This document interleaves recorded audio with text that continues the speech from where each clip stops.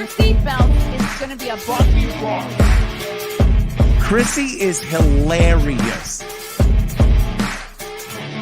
Chrissie, have you ever heard of the comedian Basha K. Ali?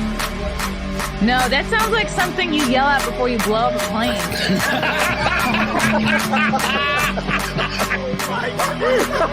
Basha K. Ali!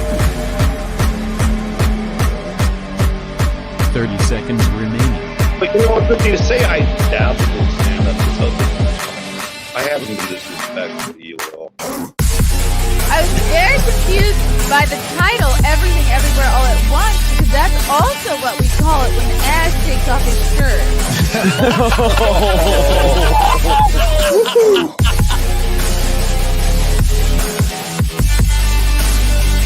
I shouldn't be up here. I should be in school on the other side of the ocean. What's up? What's up? Welcome to another episode of the Chrissie Mayr podcast. I am your host, Chrissie Mayr. This fine broadcast can be heard everywhere: iTunes, YouTube, Spotify, SoundCloud, Rumble, Rockfin, Twitter, Twitch, Facebook, even, for as long as they'll have me. Yes. Please like and subscribe if you're a listener of the channel. Even if you hate my guts, please subscribe to my YouTube channel. And if you're listening on Rockfin or Rumble, hello. Great to be here. Before I bring in our fabulous guest, I have a couple of comedy gigs to promote. Guys, in 2 weeks, I'm going to be in Minnesota. I know, this is big news. This is very exciting. I've never been to Minnesota. I don't know what kind of delicacies, food-wise, there are to try. I want to do it all. The 3 days that I'm there.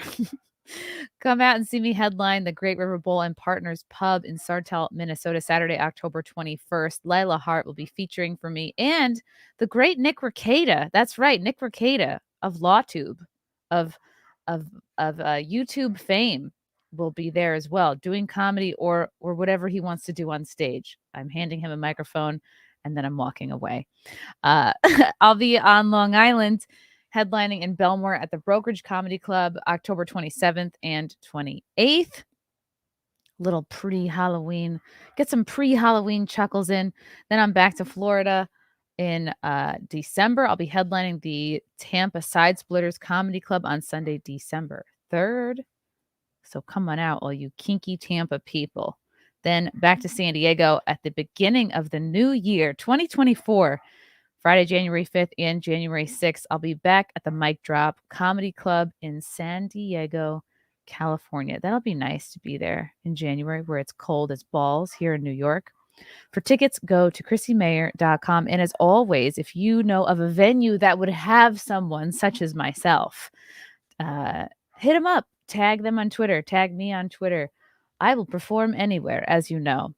Elks Lodge, retirement home. The sky is the limit. Okay. Very excited to have, another comedian on. I get very excited when I have comedians on this show because it's fun to talk shop. It's fun to just rap with my fellow comedy homies. Okay. Now that I've sounded as white as possible, the comic that you will be meeting today, you may know him from the Whatever podcast.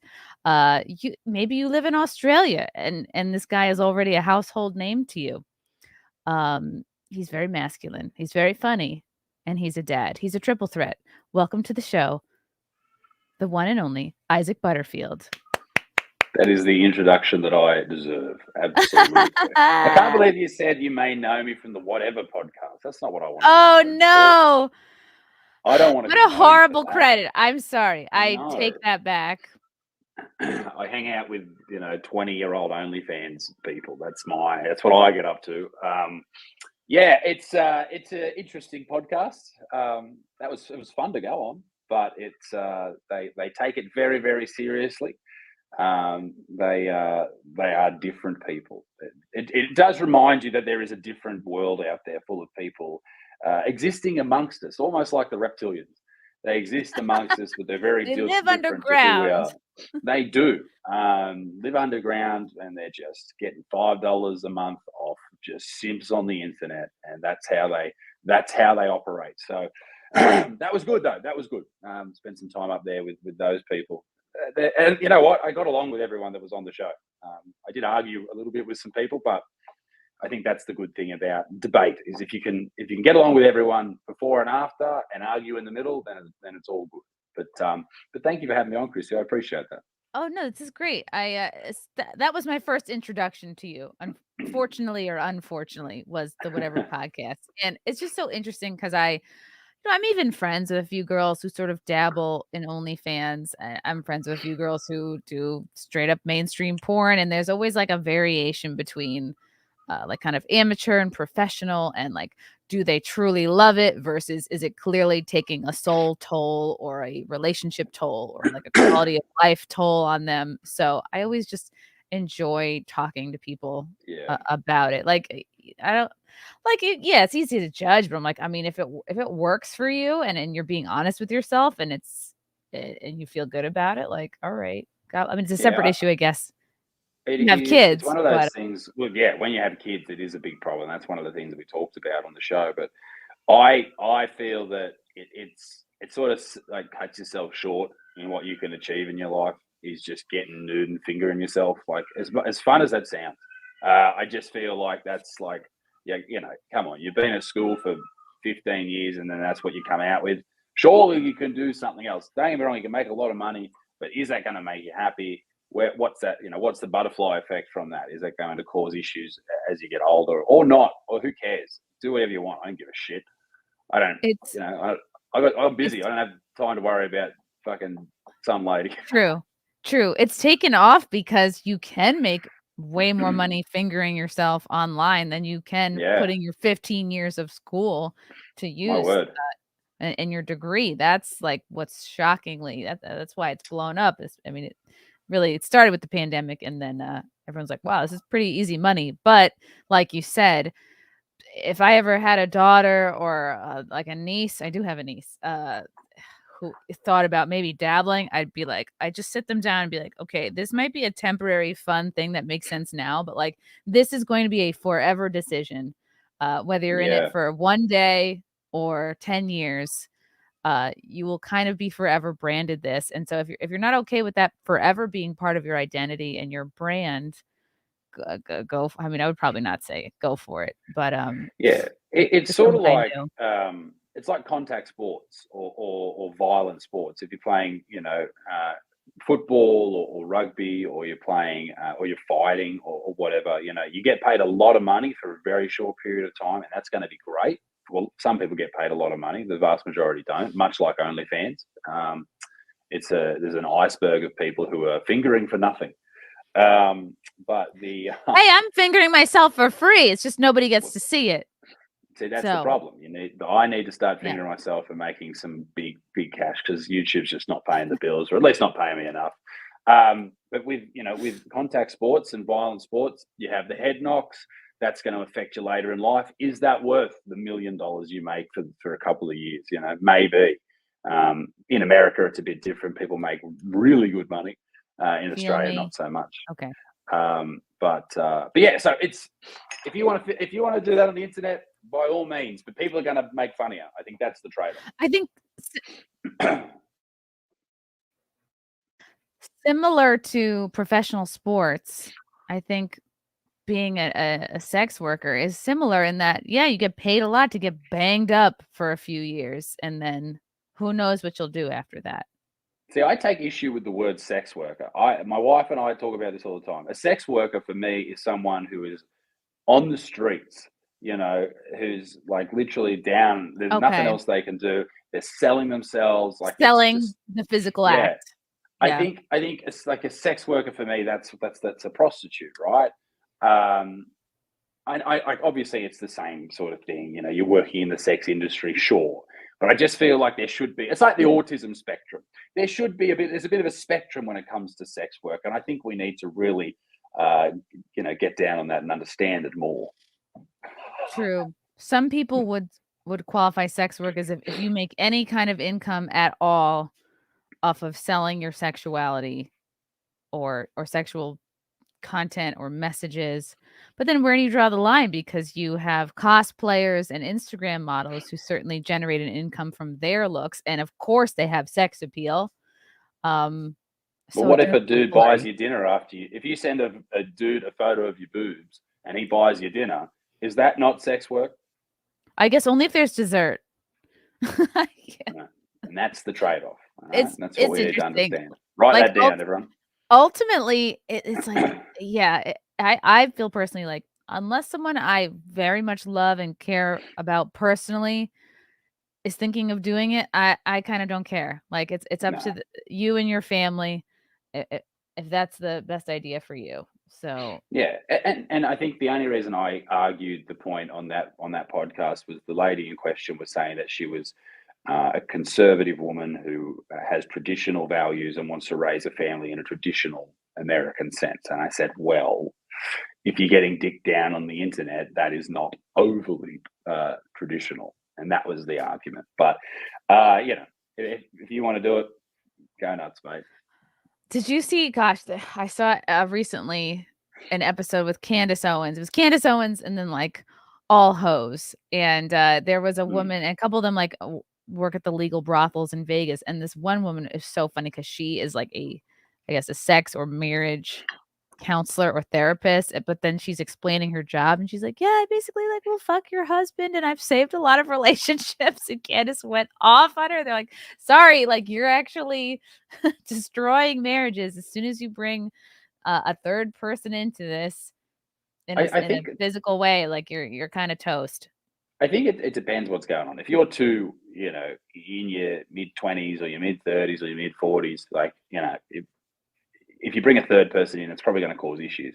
But if you're an old lady and you're dry as the Sahara, or you're an old man and you're just soft as butter, like bring someone else in. Maybe it will brighten things up. Maybe a smile will return to your face. Who knows? I think that's one of life's many mysteries. You know, if you're married for 30 years, will getting fucked by a stranger make me feel bad about it? And I'll tell you, Chrissy, I don't know the answer to that. Maybe some of the viewers do. I hope they do. I think some of the viewers are. I'm hung up on just the soft as butter phrase. That's just, I'm going to remember that, I think, for a very long time. But yes, so anyway, long story short, I went on the podcast.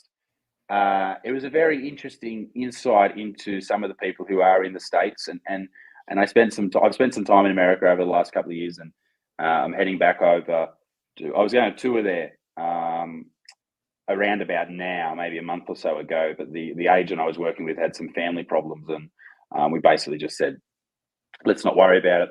You know, family comes first. We'll do it next year. So I came over on a fact-finding mission and met some really interesting people, some really cool people, and found some nice places. So I think we're going to move somewhere in Texas for about 3 months. Ooh, And then, feel it out. and then just feel it out, maybe somewhere outside of, like, I did enjoy Austin, but maybe somewhere just a little bit outside of that. Find somewhere nice, get a couple of guns, if they'll allow me to do that on a visa. You already I have the love beard for it, Isaac. You're halfway there. I do. I've got I've got the buffalo. There's a hat up there. It's all happening. So Yeah. I very much enjoy the American culture. I love guns. I like beer. I have a beard. And I enjoy a barbecue. So there you go. Take me to Texas. Leave me there. Bury me there. Whatever you need to do. But I do love Australia too. Australia is a beautiful place. It's very similar to some parts. Would you dare throw a shrimp on the barbecue? See, that's like laughing at a Jewish person about the Holocaust. All right, that's which I would also do. Yeah. Well, fair enough. But the shrimp on the barbie thing is so painful to Australians, not because it's a stereotype or anything like that. It's just not what we call. We don't call shrimp. We call them prawns. A prawn. Why don't they say prawn on the Barbie? Well, it doesn't have the same ring to it. And Americans were like, what? They're shrimp, They mate. should know what a prawn is. So they're basically cousins. I think they're the same thing. Okay. All right. Confirmed. Yeah, no, I don't know. I don't know. But they're actually related to cockroaches. Did you know that? And if right, 'cause they crawl around on the ocean on the floor sea floor. and And so eating dirt. if you're allergic to a shellfish like a shrimp or like a prawn, then you're probably also allergic to cockroaches. And now Oh, you know. good to know. I'll have to let Write that Klaus down. Schwab know that when he forces us all to start eating bugs pretty soon. Have you eaten bugs before? God, no. Would not, I've could eaten not. I can't handle insects of any kind. I've eaten mealworms and crickets, and people are like, "Oh, it doesn't taste." It tastes terrible. All right, it's not good. I didn't No. do it for any particular reason. We're just at a restaurant. This is about 5 years ago, and they had crickets on the menu. Like, okay, we'll give And it a here's the go. thing is, under those circumstances, I would try a bug, but now that they're being like low key pressured on us all, it's like, no, now I'm never gonna do it. I'm never gonna try lab grown meat. I'm never gonna eat bugs. It's like I'm purposely gonna avoid all that shit. But I Well, agree. But I'm excited you're I'm gonna move to Texas. That's cool. yeah, yeah. I'm also a sleeper agent for the World Economic Forum, so that's why I'm coming to Texas to get everyone to eat bugs. But Infiltrating. Klaus Schwab is my girl. But yeah, so I'm looking forward to coming to Texas next year, doing some shows in America because 60% of my YouTube audience of 2 million people, not to fucking throw numbers around like a big hero, Oh, but I found this someone's out the other doing day. well. 60% of my YouTube audience is American, which is crazy. And I've never toured there. I've only ever toured Australia and the UK. So it's going to be really, really cool. Looking forward to it. This is great. When did you get into I guess I wanna know how you got into comedy and then eventually how you got into content creation. Sure. I've been doing stand up for about 10 years. And I basically just realized from a young age that I was a piece of shit, but also could make people laugh. And that's the best part about doing stand up for me is just saying horrible things and being allowed to do it and getting paid to do it. So I started about 10 years ago, just doing open mics. It was probably 9 years actually that I started, but I had no idea how to start. And I was listening to a Joe Rogan podcast with Joey Diaz, and they were talking about how basically, you write because I Googled it and I couldn't work out an answer. And then I listened to this podcast and you write 5 minutes, you practice it, and then you perform it. I was like, okay, I'll do that. So I wrote 5 minutes, and I practiced it over and over and over again, and put it off and put it off and put it off. And eventually, I had some health issues going on, so I thought I was going to die. So I thought, Really? so I thought I may as well give it a crack while I'm still with us. Why did you think you were gonna die? My cock was so big. No, I thought I thought you were gonna say soft as butter again. So it was so soft that I couldn't It walk. melted off my body. God bless my wife. I have an issue with epilepsy. Oh, wow. Not an issue with it, but I have a problem. I have epilepsy, or a version of it anyway. Basically, what happens is I lose control of my head and I turn to the side like that, and I go blind in my left eye. It's called paroxysmal dyskinesia, and I first started having these issues when I was about 20 years old, and I used to have them when I was laying in bed for some reason, and so I'd lose control of my head. I'd stay conscious throughout the whole thing. So it's not actually epilepsy. It's in the same family. It's just not worth saying paroxysmal dyskinesia because people's heads explode. And so I had one of these sort of events or fits or seizures, whatever you want to call them. I had one walking down some stairs once. I was fine. I can stand up and whatnot. But I thought, fuck, I better go to the doctors and sort it all out. And this doctor said, mate, I don't know what it is. It could be this. And he described this illness. And he said, you could end up in a wheelchair in 12 months or whatnot. So, that's so scary. Yes, and this is actually on the day of my 21st birthday. So that's when I went to the doctor. So I was pretty shattered. And was it before or after you did your drinking? So it was, I think my birthday was on like a Tuesday or something. Okay. So I went out the weekend before. And in Australia, the drinking age is 18. So we're all drunk. Okay. Yeah, we're it's drunk not that special anymore. Nah. The 18th is the big birthday here. You can go to the pub and make a dick of yourself.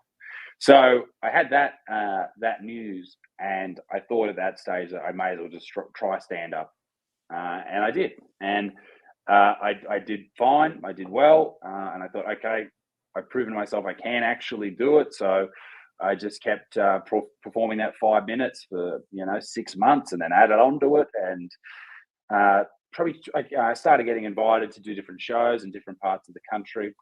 Where I'm from in Newcastle, which is about 2 hours north of Sydney, there's no stand-up scene, or at least there wasn't when I was starting out. There was like one open mic night a week or every 2 weeks, and that was it. There's now a comedy club here, which is really cool.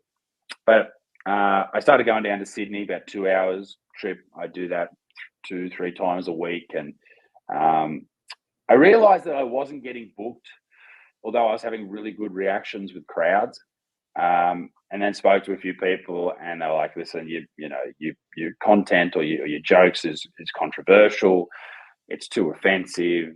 Yada yada yada." That whole sort of spiel. So I decided that after touring with a few guys who were on YouTube, becoming friends with them, and they weren't just doing shows, in front of a few people headlining a show, which doesn't really mean much in Australia if there's only like 10 people there. You basically get picked if you're able to be advertised on TV here in this country, and that's just not me. So, but I realized that these guys were creating their own audiences, and I was like, shit, well, that's the way to do it. So I started making content. I started making like Facebook videos. One went a little bit viral, and this was my plan. If anyone's like looking to start out, I sort of had this, I guess it's a macro or micro angle where I would only make videos about my hometown, and then it would grow slowly, and then about the state that I'm from, then about the country, and then about the world. And that was the plan. Wow. And that's what I followed down the track. And I think I did like 3 videos a week for a year before I had a semi-viral video. And then one video just popped off, and then another one did, and another one did. And that was probably about 4 to 5 years into me doing stand-up, which was really lucky because I wasn't just one of these YouTube guys that thought I might try stand-up. I had some miles under my legs, as it were. But then I went on tour, and then wrote a new hour, went on tour again, and kept pumping out content. And I've been doing 3 videos a week for 5 years without taking. I've taken 1 or 2 weeks off when my son was born, and that was it. Aww. So every other week we pump out as much content as possible, and it's been a really cool experience to do all of this. And now it's my job. It's what I do, and I take my family everywhere. It's really, really cool, and that's my story.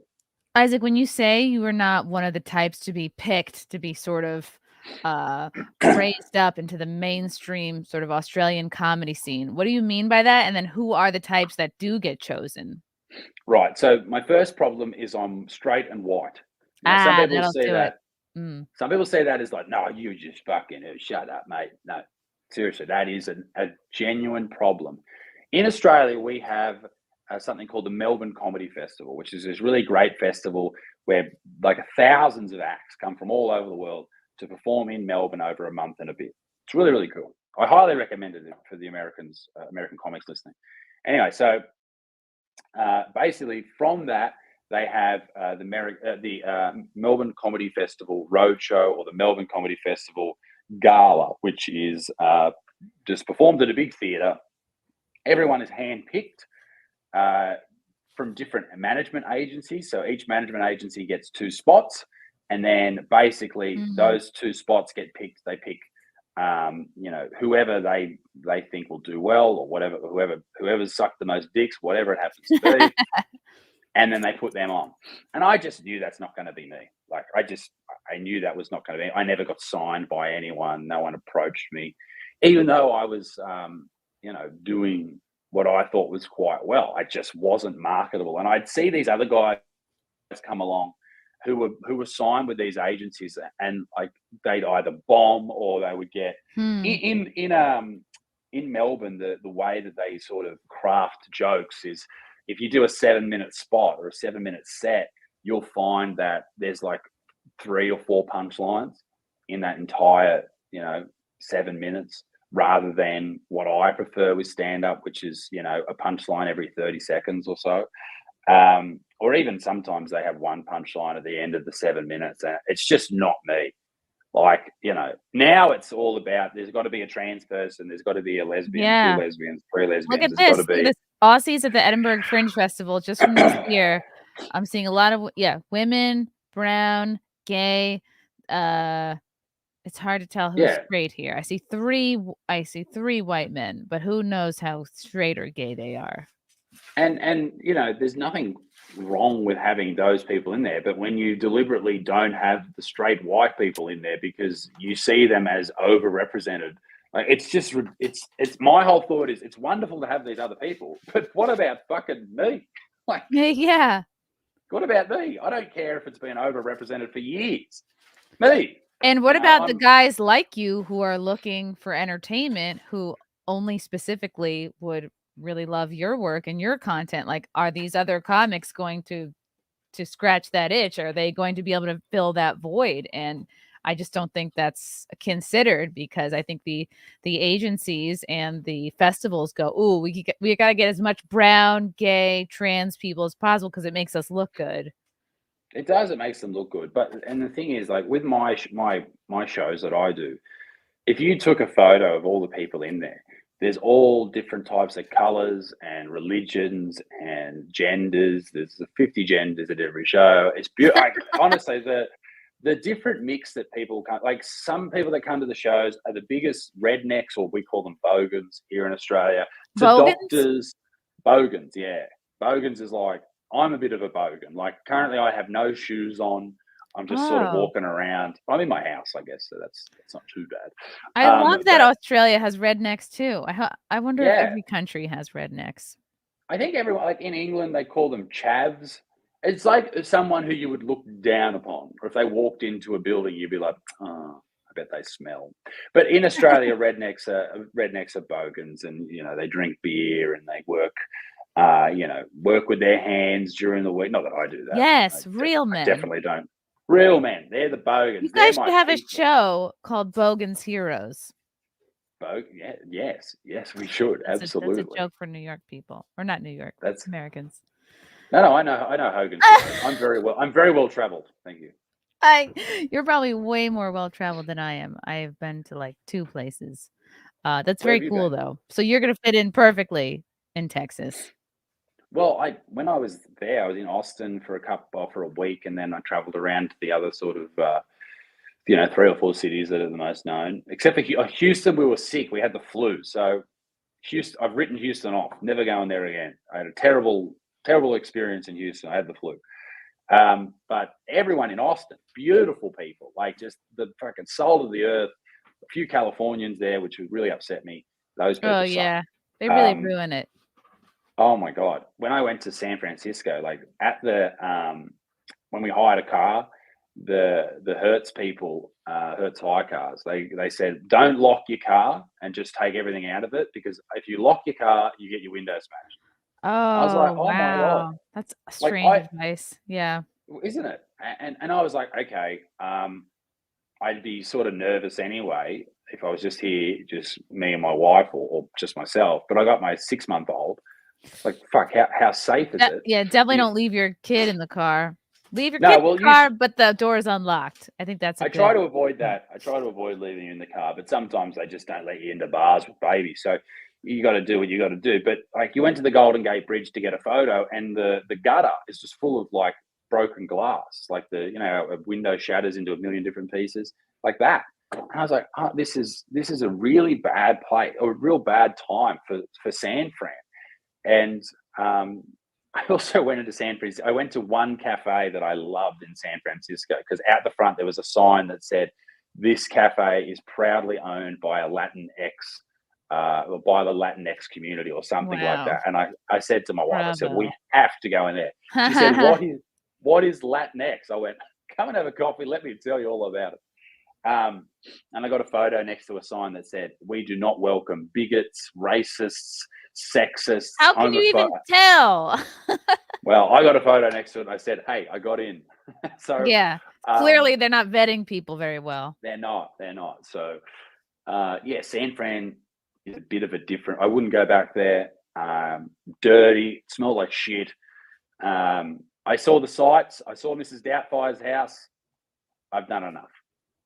Yes, this is the reason for those signs, are basically to say to Antifa and BLM, like, "Don't rob our store because 'cause we're minorities." I don't know if that was super obvious, but yeah, that is the reason why those signs exist. Right.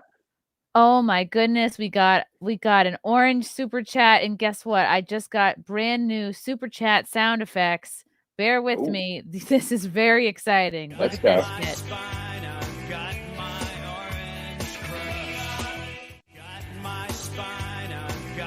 Oh my god. I've never been whiter. Thank you, Nevada Johnny, for the orange boy. Love you both. Any chance we can get Buttsmarn on FNT? I would love that. I will definitely put it What's in the FNT? suggestion box. But again, show I do on Fridays. It's called Friday Night Tights. It's on Nerdrotic's YouTube channel, and they just do like sort of pop culture and film, TV commentary, kind of anti-woke based, gently racist, but very hilarious. Mm. Always a good time. Okay, cool. Thank you, Jake Hudson, for becoming a member. Logan Levesque. Do a cartwheel, please. I can't. I'm doing an interview. Eric, thanks for the super chat. Anti-whiteism has really affected the standard of what is okay and not to make fun of today. Absolutely. And there's this whole very annoying trend in comedy that you cannot comment on or make fun of a group of people that you are not yourself a member of, which just really is I find very creatively stifling, because it's like, yeah, we're all living in this world, observing the patterns and behaviors of others, and it's the job of stand-up comment to comment on those things. And But you can't punch down, Chrissy. oh, Don't punch right. down to the people But below you. But here's the thing. I don't believe in punching down because I believe that we're all equal. And so I will make fun of that handicapped Jewish trans lesbian, okay? Because I don't see them as less than I am. In fact, I'll write a whole hour on that bitch. in fact, they're above me because the scholarships, the benefit of the doubt, the opportunities they get, I'm punching up there, really. Man, I hate that. I hate the concept of punching down. Like, it's just, I hate the idea that people consider themselves below other people and then complain when people make jokes about it. Like, it's a terrible way to live your life. I live in a very multicultural area, and everyone's friends here. Everyone's cool. No one hates each other because of the color of their skin. It's fucking ridiculous, and it just pisses me off to no end that people actually consider other people below other people and that they can't make jokes about it. I'm sure we'll get into it later on, but I'm currently before the Human Rights Commission in Australia because of a joke that I told. Oh my God, what joke? So I told some jokes about Aboriginal people, and I've been doing that for years because I tell jokes about Muslim people, white people, Americans, Australians. I joke about everyone. So I just do it because it's funny, right? I don't think about the political issues surrounding the world when I come up with a joke. If I laugh or my wife laughs when we come up with something, she's written some of the most heinous shit that I've ever come up with. But if we laugh, then we go, let's test it on the audience. And then if they laugh, turns out it's funny. Although some people will argue it's not funny, even though you hear people in the clips or their laugh. So this is a story that Rebel News covered, and Sydney Watson covered it as well. No mainstream media covered it here in Australia, but it is what it is. So basically, I told a couple of jokes on stage in an hour performance, and I posted the clip to TikTok, which probably was the mistake. And basically, people just went off. They were so angry. So the joke itself was about. One was about the stolen generation, which is a heinous act that happened here in Australia, where the government of the 60s actually went into Aboriginal communities, and Aboriginal people being the Indigenous people of Australia, the native people, if you're unaware, and took their kids and said, no, you can't look after them. We're going to give them to white families. Horrible shit. Causes a lot of grief to this day to a lot of people, and rightfully so. If that was me, I'm sure it would be. How many kids did they do that with? I have no idea how many, but it would be in the tens of thousands, for sure. Wow. I don't know anything about Australia. I will search that because that's interesting. But So it's basically what they're trying to do with trans or mentally ill or disturbed kids right now. They go, well, if you're a straight parent who doesn't want your kid to be trans, guess what? We're gonna yoink them away and let the state raise them or find different yeah, parents. 20,000 or so, 20,000. 25,000, probably more. And so that's a horrible thing. But my joke was when we came, it was about cultural appropriation. We never culturally appropriated anything. We never took anything from Aboriginal people other than the kids, obviously. It's a turn of phrase. It's not that clever. That's great. So, and then the other one was about I'd never seen a transgender Aboriginal person, or actually maybe I have. It's just that the ladies already look like blokes. It's hard to tell. That was the joke.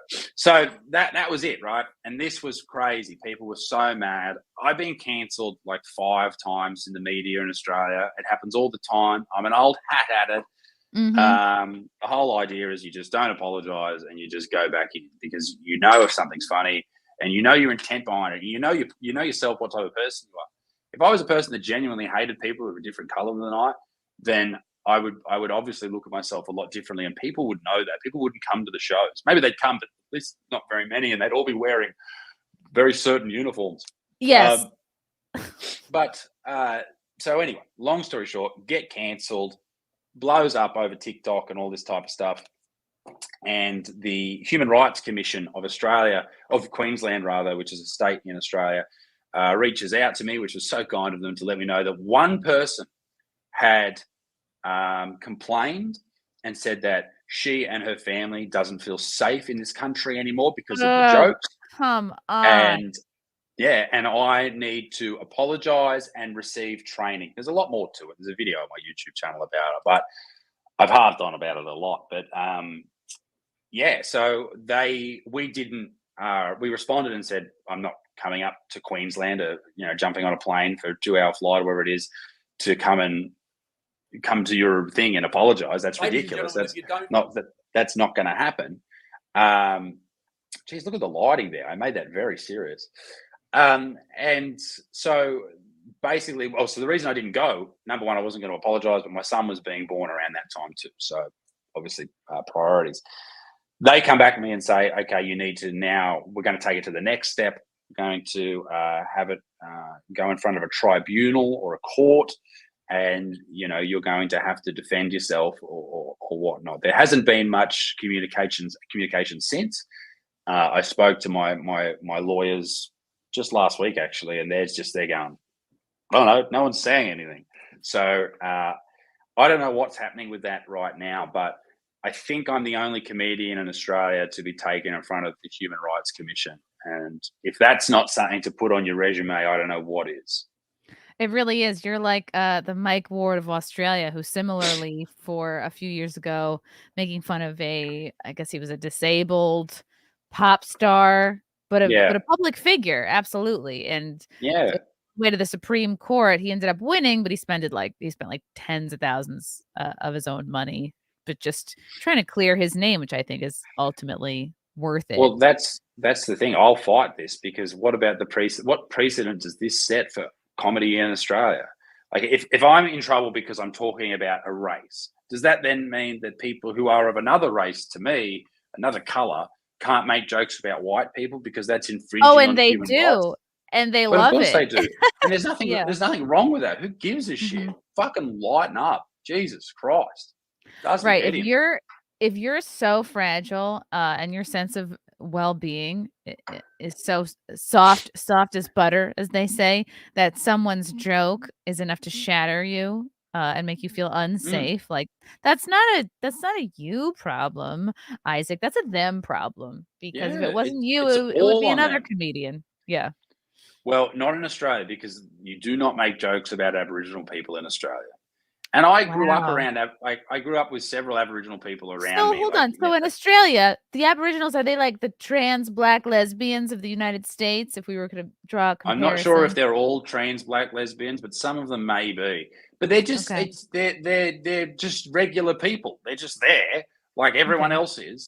And for some reason, as I was going to say, I grew up with several of them being my friends as a kid, playing sport and all that type of stuff. And now, And I just don't look at them any differently to anyone else. And for me to go, no, I'm not going to do jokes about them is ridiculous. And I refuse to yield. So now I have to get security at shows, and that's all happened before, though. I got cancelled for a Muslim joke. I got cancelled for a Jew joke. I got cancelled for a joke about a jumping castle. And all these kids died on the jumping castle. You mean an inflatable jumping castle? That sounds familiar. I wonder if I've actually heard that. What? The kids died on the jumping castle. Like 12 kids died, but I believe those numbers are inflated. That was the joke. It was very good. It was very good. Come on. That's great. I did that joke in the state that it happened, in the town that it happened, 2 weeks after it happened. And then the governor, the premier of that state wanted me banned and all this shit. And I was just like, it's great for business. For a balloon joke. And this is exactly the bullshit they pulled on me. It wasn't even a joke. It was a picture I posted of me sitting on the desk at InfoWars down in Texas. And it was just me sitting on the desk. And the caption was, my stripper name is Sandy Hook. Similar kind of joke to you. Like, you're making a joke about inflatables, about balloons. And I made a joke about stripper names because Sandy Hook sounds like a stripper name. But, oh my God, the amount of just the absolute sheer amount of people go, oh, you're making fun of dead kids. You're a Sandy Hook denier. I'm like, you're putting all of those intentions on what I said. I did not mention kids. I did not mention dead kids. I did not mention the shooting. I didn't. It's like people are not smart enough to understand the difference between like a pun or a turn of phrase and someone personally attacking victims and doing a mean-hearted ill will insult. I think it just speaks to a lack of intelligence and the fact that people will purposely misunderstand you to feel important for a day and put you in poverty. People just, I don't know what happens in their brain. They freak out and they like, I need to fight this battle because someone said something that I don't like. I find it hard to put myself in their shoes because I don't think there's anything that I would fight that hard for, particularly when someone's saying it for humor. I very much doubt I could come up with anything. But right-wing people do it too. They do it with religion a lot of the time. If someone makes a joke about God, they freak the fuck out. You need to allow everything. Otherwise, you can't say that you should be able to make puns that include Sandy Hook or I should do jumping castle jokes and then someone mentions your God and then you freak out. Like, that's not how it works, mate. You need to allow everything. Otherwise, you can just shut the fuck up because you're just as bad as everybody else. So it's one of those situations where everyone's got their thing and some people fight it harder than others, I guess. But the Sandy Hook one, that's very funny. Well done. Thanks. I didn't. It's never the ones you expect that get the most backlash, I find, for me. Yeah. Have you ever had management, or do you feel like the way you are, like the thing that keeps you out of the mainstream in Australia is what keeps you from mainstream management? I haven't had like mainstream management. I've had a friend of mine who's looked after all of my bits and bobs for years. I had another guy. We stopped working together for a while there while he went and did some other stuff, and we just started working together again. But I had another guy look after my stuff for a while, and then the Aboriginal joke happened, and he had two people from his books say to him, "You shouldn't be representing this guy." Both of which have left him since, which is hilarious. And good, he said, no. Fuck him. He said, "No, I'm taking care of his bits and bobs. You can fuck right off." So is that Sandy Hook the pirate stripper? Is that the that's the accent I can do, and I'm sorry. So he broke up with me. But what pissed me off about that was, so I had this terrible week where on the Monday we had to put our dog down, which was horrific for us. We're very, very, very much dog people in this house. And then 2 days later, the management broke up with me. And then something else happened that week. Oh, and then the human rights stuff got started that week. And then a guy I was doing my podcast with at the time had a go at me about something that I said on the show, and I wasn't putting in enough effort, and all of these things happened in 1 week, and I was just like, fuck, like what's going on here? It's a bit rude. But I guess it's good to get it all done in one go there. But yeah, so they got rid of me. Wow. Yeah, so you felt like your management at that time, or that buddy, caved ultimately to the woke mob? Well, my management, my friend who has been my manager for years, he never has caved. And there's been big calls from, the mainstream media and stuff like that, like newspapers and stuff, to basically cancel me. And he hasn't, which I really respect him for, because it does reflect on him, obviously. But I am a good cash cow, so he sticks with me.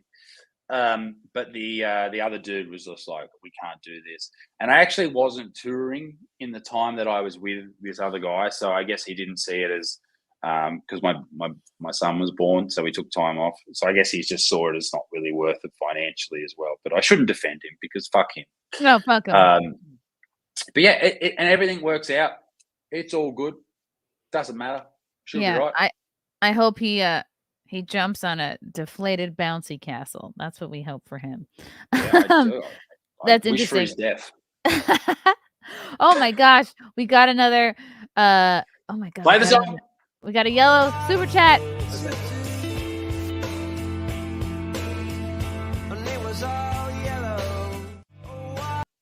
Wow. Thank you, Eric. The super chat. The only reason you get canceled, Isaac, is because you aren't being anti-white enough. They would never have a problem if the jokes were only about white people. I think your jokes are great.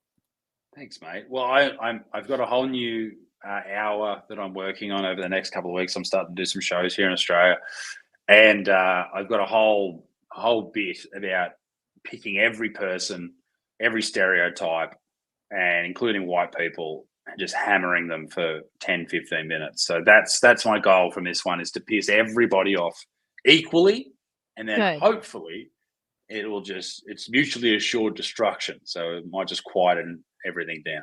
Who knows? Maybe you can trick the left into being on board with you with your anti-white jokes, and then come at them with a left hook, and then they'll be confused.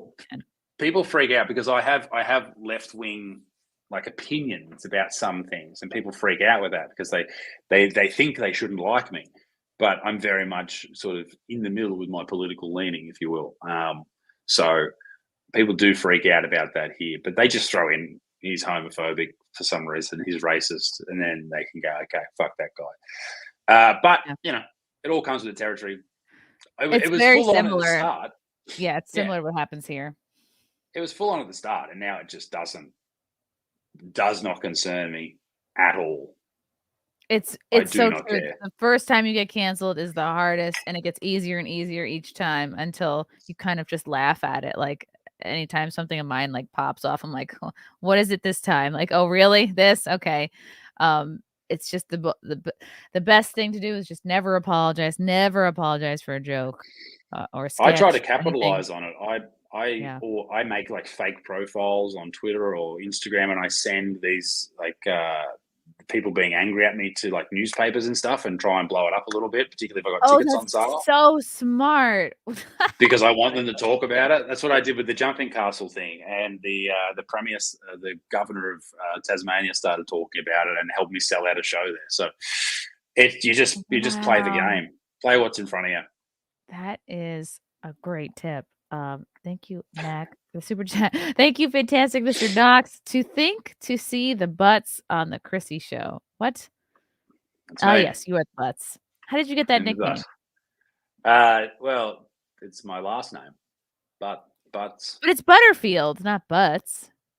Yeah, in Australia, we just take the first couple of letters of your last name, and that's your nickname, pretty much. Like your last name would be. How do you pronounce your last name? Mayr. So you'd be the Mayr. Well, I guess you can just don't worry about it. I like how it sounds in Australian. It's like Ma. Excuse me, Ma. Hey, Ma. Ma. Dinner? Ma. Dinner's cold. Yeah. Jacob Rotten. Hi, Isaac. Big fan from New Zealand. Love you. New Zealand. Very Kiwi, nice. Right? Or are you the Kiwi? No, they're the Kiwi. We're the Kiwis. We're the good Kangaroos. People. Yeah. Matthew Hammond, what were his thoughts on Shane Gillis joking about Australians? Kangaroos are funny. We're Australians not drinking enough Fosters that day. Yes, mate, I think Gillis. Fuck Shane Gillis. Oh, really? Right, that racist dog. There was a great article I saw when that came out. I like Shane Gillis, by the way. There was a great article. You might be able to find it if you throw it up on the screen of several other people you should watch instead of Shane Gillis's special who are trans or non-binary and all that type of stuff. I found that the other day because I was watching his special like a month or two ago. And I was just sort of Googling because there was that backlash from like the Daily Mail or something in Australia. No one really gave a shit. And there was an article about here's some other people you should watch instead of Shane Gillis because he is a racist sexist. So that's what I enjoy doing is to find people getting upset, particularly Australians. They get upset when people make jokes about them. It's like, come on, mate. Like all we do here is fuck kangaroos. So like, why would you be upset about that? That's great. Yeah, that happened like about a month ago. God, what was it? What was exactly? Let me pull up the Daily Mail because I forget exactly which joke this was. Da-da, da-da, da-da, da-da. Comedian Shane Gillis leaves Aussies furious. Brutal backhanded compliment. Oh, yes. He said Australians are doing nothing and they have zero exports. God, that's it. Which is probably the most racist thing you could say about Australians. Oh, here we go. The only expert. I was thinking, Australia might be number 2. That's a good country, dude. There's a whole country doing nothing. What I like about them, they're just down there. Zero exports. Creating nothing, dude. They're doing the only export I've seen come out of Australia is just that YouTube video of that guy punching that kangaroo in the face. Yeah. You know that video, that kangaroo holding that dog hostage out in the woods. He does a great impression of that kangaroo holding that dog. Owner shows I'm trying to find up with the kangaroo. That was a scary video. Kangaroo knew it was a fight too. So the scary thing with that, I can't find that fucking article. It's somewhere. The scary thing with what that guy was doing with the dog, or trying to save his dog, is kangaroos have really sharp claws. So they'll hold like whatever they're trying to hold with their front paws, and then they'll use their feet and support their weight with their tail, and they'll just disembowel whatever they're trying to defend themselves from. So that's why that guy was freaking out about his dog, because they kill dogs all the time. Because he could completely like slash open the dog. That's so scary. Yeah. So Shane Gillis is actually a hero for calling that out. Has a kangaroo ever attacked you or anyone you know? I see them occasionally. They're not really everywhere here in Australia. They're like, I guess it depends where you are, but they're like bears. Like you see them occasionally. Like they're not. You certainly don't ride them to school like some people think we do, but they're around. But I also live in, a normal neighborhood sort of thing, so you don't really see that much wildlife on the streets. They're not out there doing cocaine like bears are. I haven't watched that movie. Is that a good movie? It's terrible. I shut it off. I rarely shut off a movie, but I could barely get through it. I was like, oh, it just flopped. In my opinion. Fair enough. Robinson, thanks for becoming a new member. Yeah, that was really funny. I want to bring up this one last crucial topic, which we both share an opinion on, and that is hairy women. Forget hot girl summer. Hairy girl winter is here. Isaac, did you know? Did you know this? So, Chrissy, as we said before the podcast started, I know you're pro hairy women, and you yourself are very hairy. And I've seen the photos of your hairy back, and mate, if that's where you want to live, then that's beautiful. I feel physically sick when I see hairy underarms on women. Like, there's nothing wrong with a couple of days of growth because you haven't shaved your pits. I'm not saying you have to shave your pits every day. That's ridiculous, right? No one's going to do that. Every other day. Yeah. Every other day, the day after, whatever. But it's when you think you're changing the world because you've got a hairy underarm region and you think you're doing something magical and you really believe that you are changing beauty standards for women. You are an idiot. You are a hairy loser. And I wish you nothing but the worst. I hope you have to sit through Cocaine Bear and get disemboweled by a kangaroo. That's what I hope for you. But like, honestly, the hairy thing with chicks, there's nothing wrong with a bush. Like, if you got a bush it out, whatever. You don't want it too bushy. Do you refer to it as bush meat in Australia? Bush meat? No, but we should. I liken it to well, I'm talking about flaps, I guess, but you know, Oh, like yes. beef and black bean. You know that Okay. dish. You know the dish beef at like at a Chinese restaurant, beef and black bean, a very chewy meat. Anyway, Okay, that's yeah. that's what some flaps look like, in my opinion. But there's the bush, you know, grow your bush, whatever. But some chicks will post their snail trail. They've got a little bit of beard hair. They've got it all going on. So I don't know. If you genuinely want the world to take you seriously as a woman, don't do this.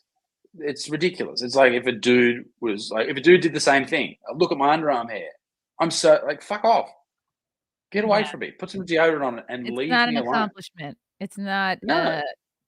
you're different for the sake of being different, and, I posted a video this week of this one lady, and she had so much, like, the bush was out of control, and it sort of joined up to her leg hair and her ass hair, and it looked Oh, like she sat on no. a horse and was glued to the horse, and then someone pushed her off. Like, it was just a whole carpet. She had a carpet ass, and I've never been harder. Ugh. No more soft as butter.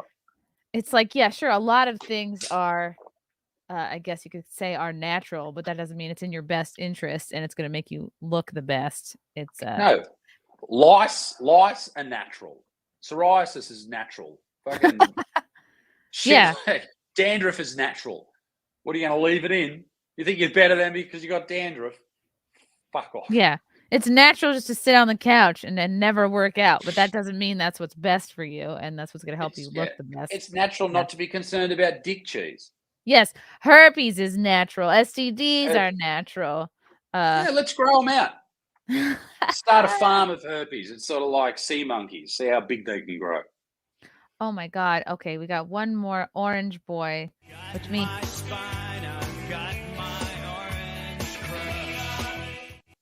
thank you, Elsa Barrett. Kangaroos are pure evil. They'll wait in the water, wait for your dog to get up close, then drown them in front of you, and then just leave. Is this true?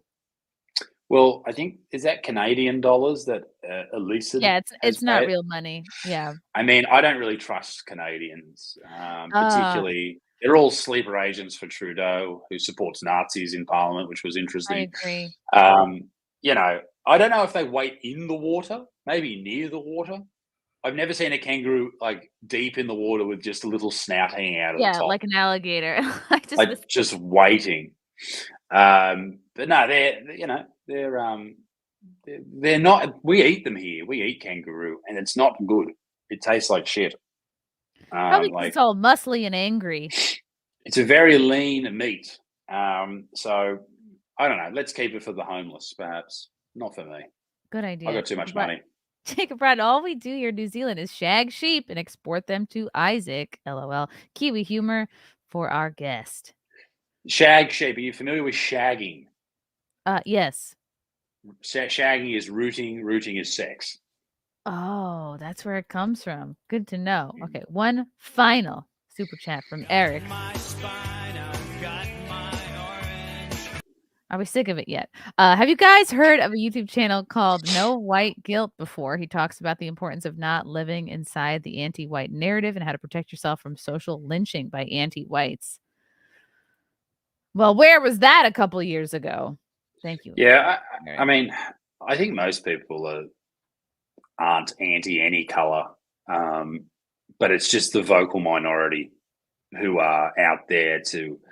And it's also a conspiracy theory that anyone's anti-white, which I find very interesting. You particularly see this in South Africa with you might have seen the video about killing the Boers, killing the white farmer, that type of stuff like that.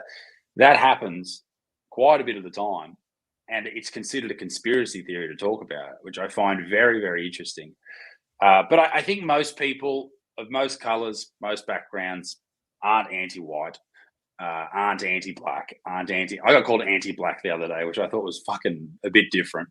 They're just trying to live their own life, and they just don't give a shit about race or anything like that, any of those type of things. So I think the more that we realize that is the reality, and the less we rely on the legacy media, mainstream media, social media to give us opinions about how most people feel, I think that's beneficial for everybody, because it's not accurate. And maybe it is in San Francisco and California and stuff, but not in the real world. I agree. Someone in the chat is wondering if you are in fact the Chad meme. I am. Are you I am the familiar? Chad man. Yeah, have you got it? I was trying to find just one photo, but no, I have a variety here. So here's Chad. He's shirtless, he's bearded, he's thriving. This is modeled after Isaac here. Sure.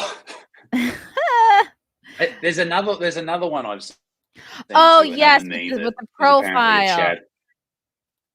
Yeah. Yeah. There's another one. So I mean, yeah, I'm happy to be a Chad. Whatever. Mhm. There you there's go. me. There you go. That's me. Just turn sideways. Wait, actually, yeah, turn the other way. The other way. There you go. Yep. That's There. me. Oh, my My gosh. hairline, my hairline isn't as pronounced as that man's, but my it once was when I was a youngster. I didn't realize I was among internet meme royalty. My goodness, I'm starstruck. It's great to be here. Isaac, you're an absolute blast. Please let me know when you move to the States. I just think you're fabulous. You are a voice of reason, fighting for free speech. You'd be surprised how many comedians don't actually give a fuck about free speech. They just want to get famous, get their bag, be on TV, and they have no scruples, Isaac, but you do. Fuck that. And I'm glad you exist. Bring the scruples back. Make scruples great again. Yeah. Isaac, what's coming up? Sorry. Oh, sorry. No, you go. I'll be in New York mid next year. So you're in New York, are you? Hit me up, Isaac. I have a show Monday nights on Compound Media. And maybe I can help you get on Kumia's show too. So just let me know. Give me a heads up when you'll be in town, and we'll set that up. I was on Kumia's show last year, and that was cool. a really good time. And I was on another dude's show. Where's a bandana? Gino Visconti. Was it in Hot Water? Gino's a fucking madman. That guy walked into the show. I didn't know who he was, and he just walked in and he started debating me on whether or not we should be able to say the N-word. And I was like, I was like, I get if you want. I mean, I don't want to say it. I mean, I don't need it. Just creates more drama than it's necessary. It's not funny for me to say it. It would have to be a life or death situation for me to say it. Yeah. But I don't have fun. It's not fun for me. So, but I understand his argument, which is you only give as much power to words as you decide, and that's his. He also has a very big keychain from memory. Like he had so many keys on his chain. Oh, he really? Walked in and threw his. I'm sure he had a Velcro wallet and threw down all his keys. I was like, "What the fuck?" I'll have to take a look at his keys to see if he still has that going on. But great, hit me up when you're in New York. Any shows coming up? Any particular thing that folks should look out for? Yeah, well, I'm doing shows in Australia, but next year I'll be in the States, so keep an eye out for that. Check me out on the Instagram at the Buttsmarn with an R in there. But other than that, I post YouTube videos pretty much every day, so come and say good day. Awesome. Say good day. Thank you for coming on. You're an absolute delight. Thank you to the chat. Thank you very much for having me. Comments and questions, and we will see you next time. Bye.